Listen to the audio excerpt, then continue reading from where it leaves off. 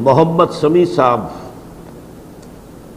مسلمانوں پر جبر صرف فرائض کی ادائیگی کے لیے ہوگا یا اس سے کمتر درجے کی عبادت کے لیے؟ یہ سوال ذہن میں اس لیے پیدا ہوا کہ طالبان داڑھی نہ رکھنے پر سزا کا نفاذ کر رہے ہیں، کیا اس قسم کا جبر روا ہے؟ میرا یہ خیال ہے کہ یہ زیادتی کر رہے ہیں وہ، اور داڑھی جو ہے ویسے تو یہ کہ فرض نہیں ہے اور سنت مؤکدہ ہے، اس میں کوئی شک نہیں ہے اور رکھنی چاہیے۔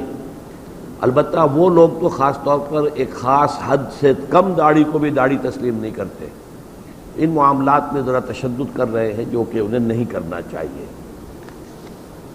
اصل میں جبر جو ہے وہ صرف فرض ہی کے اوپر کیا جا سکتا ہے۔ ڈاکٹر انوار احمد عباسی صاحب، پاکستان میں شریعت قائم نہیں، اس لیے پاکستان دارالاسلام ہے یا دارالحرب؟ اصل میں یہ دارالاسلام اور دارالحرب کی جو اصطلاحات ہیں اس وقت یہ آبسولیٹ ہیں۔ اس وقت پوری دنیا میں صورت یہ بن گئی ہے کہ دارالحرب اس وقت کوئی نہیں ہے، یعنی کوئی ملک ایسا نہیں ہے کہ جو اسلام پر عمل کرنے سے مسلمانوں کو جبراً روکتا ہو۔ امریکہ میں بھی آپ جائیں تو آپ جا کے نماز پڑھ سکتے ہیں، مسجد بنا سکتے ہیں، اسرائیل میں بھی مسجد بنا سکتے ہیں، بنتی ہیں مسجدیں، اب بھی تعبیر ہو رہی ہیں مسجدیں۔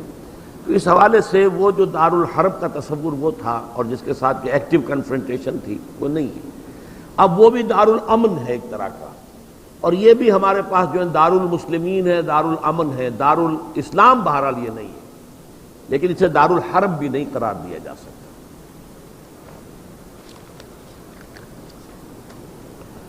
محمد شفیق صاحب، آپ نے اپنے خطاب میں فرمایا کہ ہمارے جسم کے اعضاء اللہ تعالیٰ کی امانت ہیں، تو کیا ایسی صورت میں ہمیں یہ اختیار ہے کہ ہم انسانی جسم کا کوئی بھی عضو مثلا آنکھ، گردہ وغیرہ آرگن ٹرانسپلانٹیشن عطیہ کر سکتے ہیں؟ یعنی بالکل کر سکتے ہیں، اس لیے کہ اللہ تعالیٰ نے آپ کو مال دیا ہے تو وہ مال بھی تو اللہ کی امانت ہے جو آپ عطیہ کر سکتے ہیں، کسی کو ہدیہ دے سکتے ہیں، خیرات دے سکتے ہیں۔ اسی طریقے سے یہ بھی آپ کے پاس اللہ کی امانت ہے، تو اگر اس کو ڈونیٹ کرنا چاہیں اور اس میں کوئی اور غرض نہیں ہے سوائے انسانی ہمدردی کے تو کوئی حرج نہیں ہے۔ احمد خان صاحب، آپ کے فہم میں اللہ کا پرسیپشن ایک یونیک پرسن ہے یا آل ایمبریسنگ پاور ہے؟ نیز آن حضرت کی شفاعت کا معاملہ سہل انداز میں بیان کیجیے۔ جہاں تک تو شفاعت کا مسئلہ ہے، میں جس حد تک بھی سہل کر کے اسے سمجھا سکتا تھا میں تو اپنی پوری کوشش کر چکا ہوں۔ اب تو یہ ہے کہ اگر کوئی سوال علیحدہ سے ہوگا تو پھر میں اس کا جواب دوں گا۔ اور جہاں تک یہ ہے یونیک پرسن، اللہ تعالیٰ ایک پرسن ہے، صرف پاور نہیں ہے۔ اصل میں یہ جو جدید دور میں سائنٹزم جس کو ہم کہتے ہیں، سائنٹیفک ایک بینٹ آف مائنڈ ہے، وہ تو فرشتوں کو بھی پرسن ماننے کو تیار نہیں ہے۔ سر سید احمد خان سے یہ گمراہی شروع ہوئی تھی کہ یہ فورسز آف دی نیچر کا نام فرشتے ہے، فرشتے کی کوئی پرسنالٹی نہیں ہے، صاحب تشخص ہستی نہیں ہے۔ لیکن یہ کہ یہ تمام کے تمام ہمارے صوفیاء اور متقدمین مانتے ہیں کہ اللہ ایک ذات ہے، ایک پرسن ہے، اگرچہ اسے ہم کسی مکان سے، کسی جہت سے، کسی سمت سے مقید نہیں کر سکتے، لیکن ہے وہ جس کو کہ اقبال نے کہا اپنے لیکچرز میں، دی بگ آئی ایم، جیسے آپ کہتے ہیں آئی ایم، میں ہوں، اسی طرح اللہ اپنے بارے میں کہتا ہے اننی انا اللہ لا الہ الا انا۔ تو یہ انا جو ہے یہ ایک ایگو ہے، یہ لیکن انفائنائٹ ایگو ہے، یہ مطلق ایگو ہے، ہماری محدود ایگو ہے۔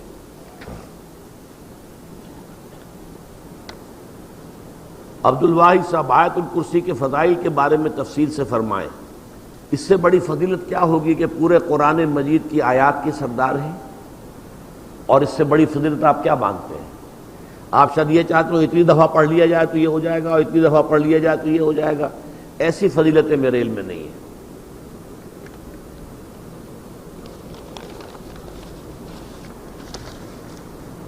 ہم لوگوں نے قرآن مجید کو صرف حصول ثواب کا ذریعہ بنایا ہوا ہے، فہم کے لیے، ہدایت کے لیے اور عمل کے لیے نہیں پڑھتے، اسی لیے اس قسم کی باتیں ہم سوچتے ہیں۔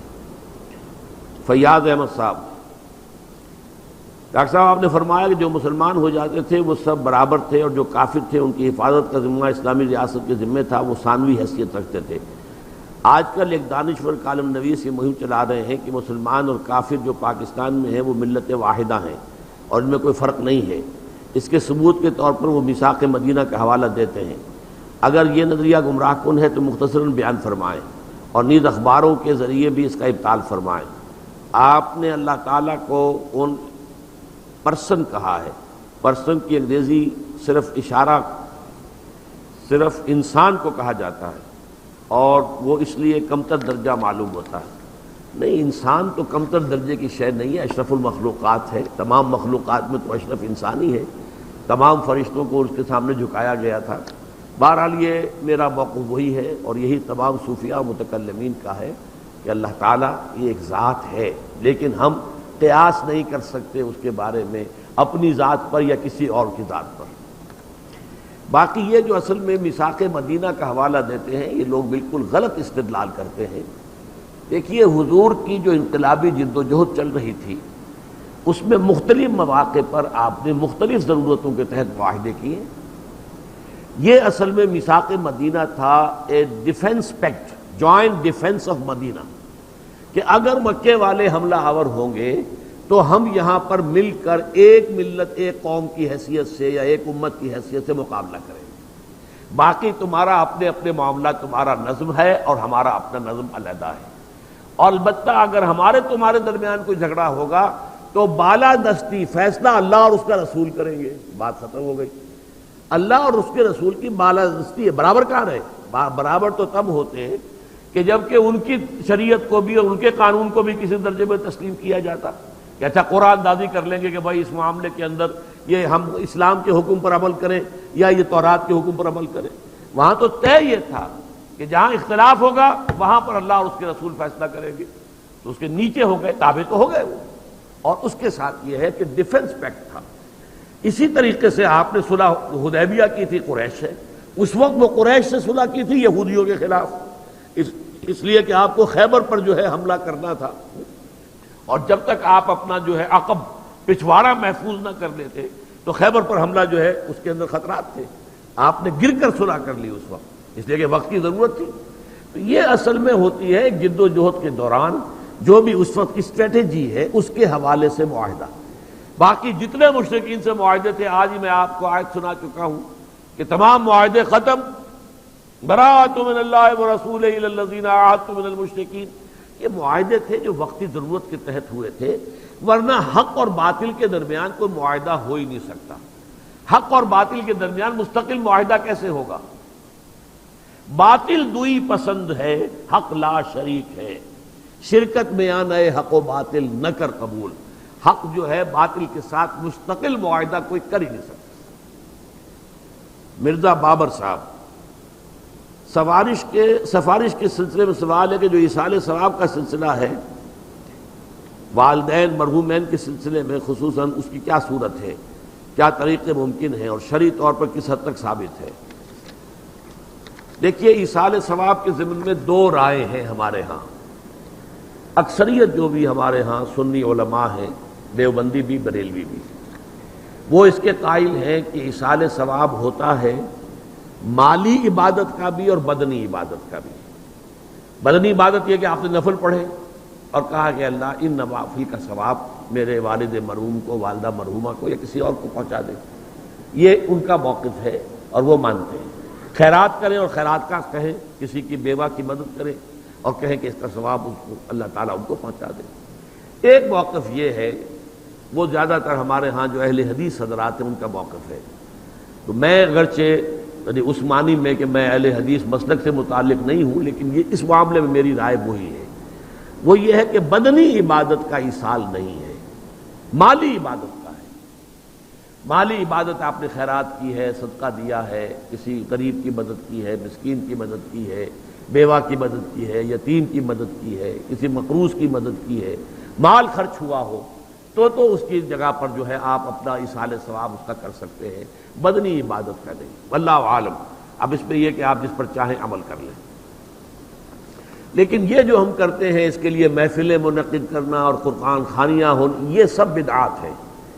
جو بھی ہوگا انفرادی طور پر ہوگا، اجتماعی کسی شے کا ثبوت موجود نہیں ہے ہمارے پاس۔ اس کے لیے جمع ہونا ہے اور پھر کھانا پینا بھی ہے اور ایک تقریب بن گئی ہے اور وہ ایصال ثواب کے لیے ہے، یہ ساری چیزیں، اور بچوں کو بلایا جا رہا ہے، قرآن پڑھوا رہے ہیں، انہیں پیسے دے رہے ہیں، اور وہ قرآن بھی کیا پڑھتے ہیں، وہ 2 ورق جو ہیں الٹتے ہیں، وہ پیسے پڑھنے لینے کے لیے تو آئے ہوتے ہیں بیچارے، نہ انہیں سمجھ، یا یہ کہ اچھا بھائی تم ادھر بیٹھ جاؤ، یہ صفحہ تم پڑھ دو، یہ صفحہ میں پڑھ دیتا ہوں۔ کیا حماقتیں ہیں، ایسے مذاق میں تو سمجھتا ہوں دین کا اور قرآن کے ساتھ تمسخر ہے جو ہوتا ہے، یہ سب بدعات ہے۔ البتہ ذاتی سطح پر آپ نے قرآن پڑھا، اب صبح کے وقت تلاوت کی، اس کا ثواب کسی کو پہنچا دیا، تو جو پہلا مسلک ہے اس کی روح سے جائز ہے۔ میرے نزدیک قرآن پڑھنے سے، نماز سے، نفل سے، اس سے نہیں، البتہ مالی جو بھی خیرات ہیں، صدقات ہیں، تو اس کا ایصال ثواب ہو سکتا ہے۔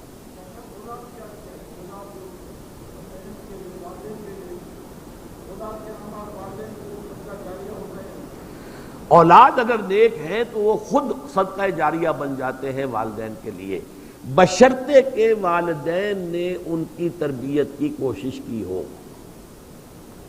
اگر کسی کافر کا بیٹا مسلمان ہو گیا ہے تو اس کافر کو تو اولاد سے کچھ نہیں پہنچے گا، لیکن کوئی شخص مسلمان تھا، اس نے اپنی اولاد کی تربیت بھی اچھے طریقے پر کی ہے، اب یہ جو اولاد نیکی جو کرے گی تو اس سے اس کا بھی ثواب اس کو پہنچتا رہے گا، یہ صدقہ جاریہ کہلاتا ہے۔ عدیل زیرک صاحب، آپ نے طاغوت کی نوکری کے بارے میں کچھ فرمایا تھا۔ ہم جانتے ہیں کہ ایک صحابی نے غزوہ تبوک کے موقع پر پوری رات ایک یہودی کی نوکری کر کے جہاد کے لیے کچھ کھجوریں جمع کی تھی، اس کے بارے میں آپ کا کیا خیال ہے؟ دیکھیں یہ مزدوری جائز ہے، بشرطے کہ ان کی پوری زندگی کا رخ تو دوسری طرف تھا، وہ تو اس باطل کو ختم کرنے کے لیے جد و جہد کر رہے ہیں۔ ویسے تو یہ کہ خالص اپنے پیٹ کی ضرورت کے لیے بھی آپ کو کہیں کسی کافر کی ملازمت کرنی پڑے تو جائز ہوگی، جبکہ زندگی کا آپ کا جو مشن ہے اور آپ اس کے لیے جو ہے جد و جہد کر رہے ہیں، اس کا حق ادا کر رہے ہیں۔ تو یہاں تو تھا ہی اس لیے کہ انہوں نے محنت کی تھی تاکہ جو چندہ حضور نے مانگا ہے کہ اب یہ اللہ کی راہ میں انفاق کرو تو وہاں کوئی پہنچا سکے۔ اللہ تعالیٰ اس کی آپ کو ہمت دے۔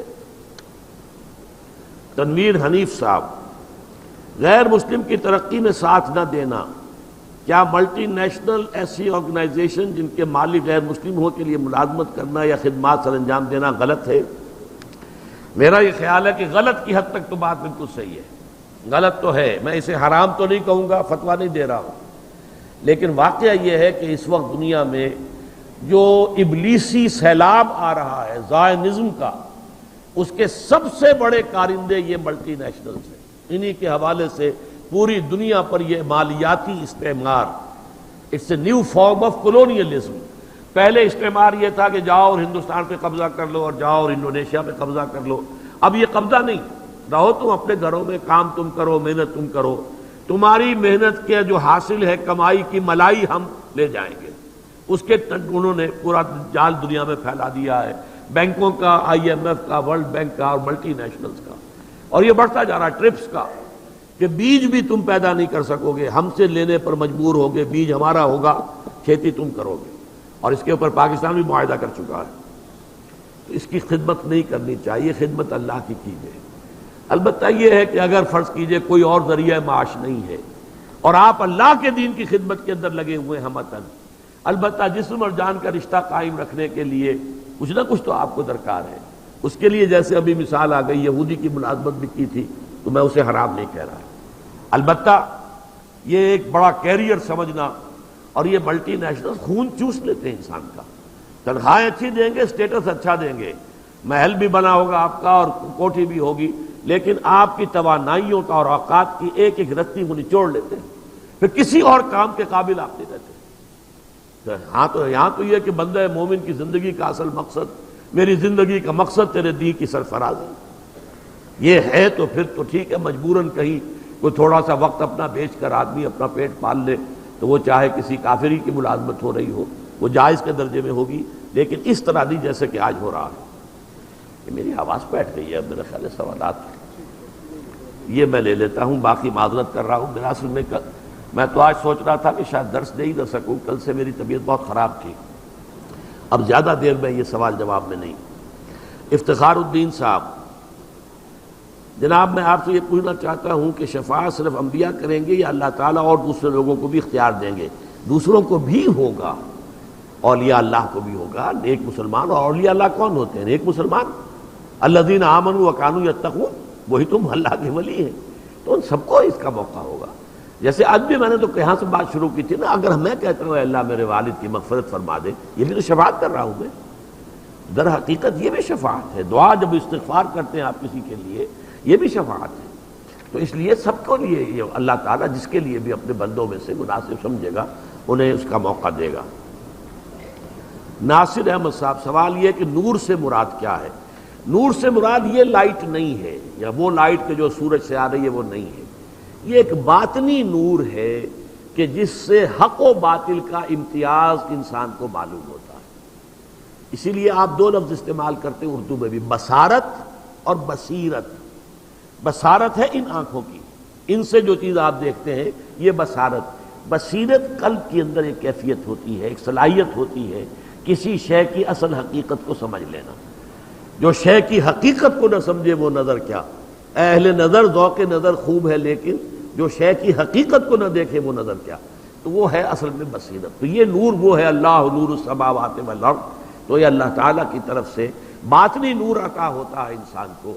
اسی لیے ایمان کو بھی نور کہا گیا، اسی لیے قرآن کو نور کہا گیا، اس لیے کہ قرآن کے ذریعے سے بھی آپ کو حق و باطل کی تمیز جو ہے، قد تبین الرشد من الغی، قرآن کے ذریعے سے، تو وہ بھی نور ہے.